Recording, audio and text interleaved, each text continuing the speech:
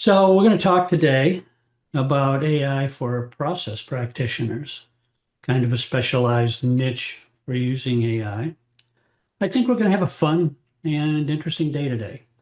One of the things that's great about being able to teach these kind of classes is we usually have quite a diversity of organizations and types of businesses represented in these classes.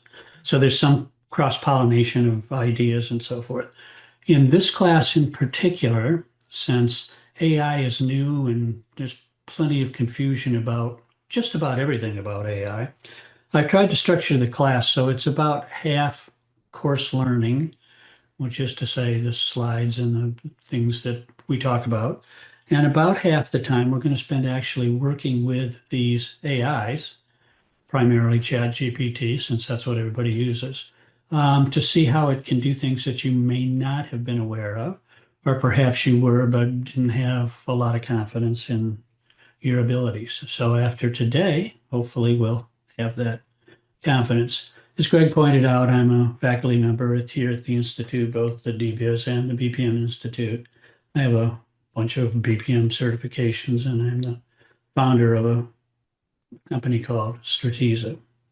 So here's what we're going to do today. There's 10 modules. The first 5 are pretty comprehensive. The last 5 are more about ideas.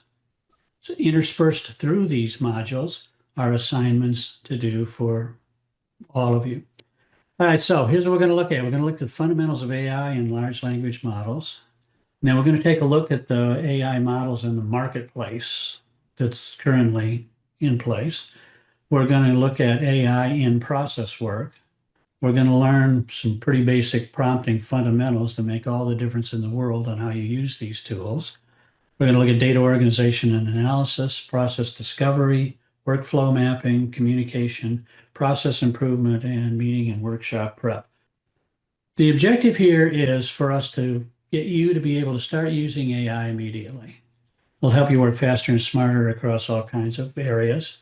You'll build better processes, even if your inputs are messy or kind of incomplete.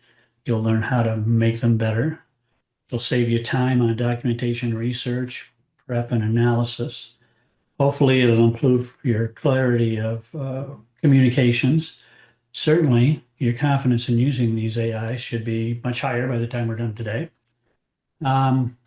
We want you to be able to come back week after week, starting tomorrow or starting later today, depending on where you are.